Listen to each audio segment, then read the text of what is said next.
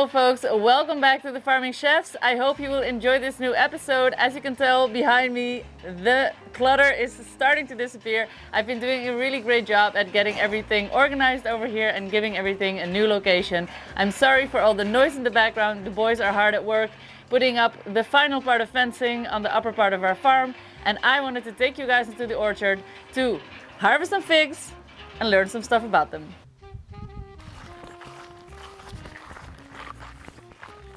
I don't know if you guys can tell, but behind me is this huge fig tree. It's gigantic. I can't get the size of it, but I'll get a zoom out of it as well. And it's over 40 years old. It's situated on the south of our farm and it's laden with fruit this year. They're so nice and plump. Did you know it took a wasp to get that delicious and juicy fig onto your plate? I bet you didn't. Let's talk about fig-wasp mutualism. Fig-wasp mutualism is the symbiotic relationship between two species that ensure each other's survival. On the one hand, we have beautiful fig trees. Let me mention that we're talking about non-parthenocarpic trees, and that means that these type of trees do need pollination in order for their fruit to ripen. On the other hand, we have the fig wasp. It is interesting to mention that actually each different species of fig has a different species of wasp that does this process with them. How does it work? Fig wasps enter through the ostiole. That's this little hole at the apex of the fig, or the bottom. The truth is that upon many entries of the fig, these female wasps actually lose their anthers and their wings, making it impossible for them to escape. The only reason anybody would be crazy enough to go through that is to procreate. And that is exactly what the female wasp is doing when it's entering the fig. It is trying to find a nice place to lay its eggs. When the female wasp enters in the ostiole, it passes the male flowers and covers its body with pollen. It then goes on to move while looking for a place to lay its eggs to fertilize the female flowers within the fig. Hence, the fruit setting can begin and seeds will start to grow.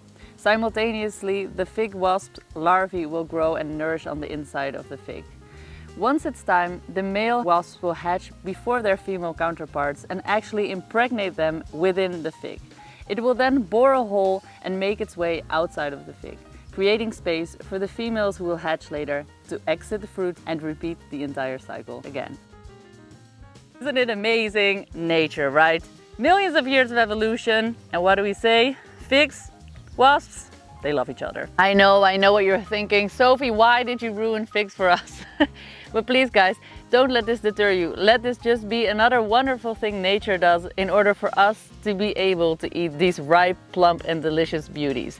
These wasps are tiny, and also figs are amazing because they're actually capable of dissolving little wasp's body within the fruit. Hence, you'll never find a dead wasp inside, maybe a liquid protein shot. And also, when I say tiny, I mean tiny. We're talking smaller than ants here. Now let's head over to the other side of this tree because I've got one more fun fact for you guys. I'm standing in the shade and I'm starting to get itchy, and I don't know if you've ever noticed when you're harvesting figs, but this liquid here can be quite the irritant. This white liquid is latex, and for those of you who don't know, latex is a natural irritant, but worse yet if you expose your skin to sun afterwards. And this is why in commercial fig harvesting, people that work with figs all day long wear gloves in order to protect their hands and their skin from getting irritated, smearing it all over your face and making a bloody mess. Wait.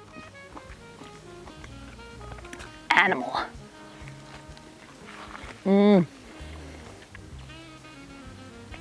I like to just sort of suck them out. Sorry if this sounds disgusting. Next. There you go.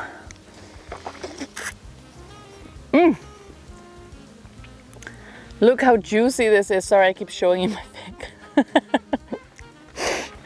That was unintended, I'm sorry.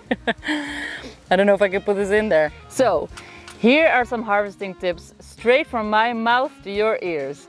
Harvesting tip number 1, try not to damage the fruit. Pinch it really at the beginning, at the tip where it is holding the plant, and just bend it up until it naturally releases. This will mean you can store them much longer, and also they are much better in case you want to dry them. Tip number 2, try to avoid what has happened here. As you can see, there's a lot of broken and rotten fruit on this plant, and that is just sheerly due to its size. I would highly recommend you try to harvest as often and much as you can, as any rotting fruit will attract a lot of wasps. Tip number 3, bring the appropriate gear. Always make sure you bring baskets which are big enough to evenly space out your fruit. Figs are very fragile and you really don't want to stack them on one another. And if you need to get up high, a ladder is convenient. Alright, that was it for today, guys. I hope you enjoyed that episode. See you on the next one. Stay tuned, as there are many tutorials coming on how to preserve and prepare these beauties.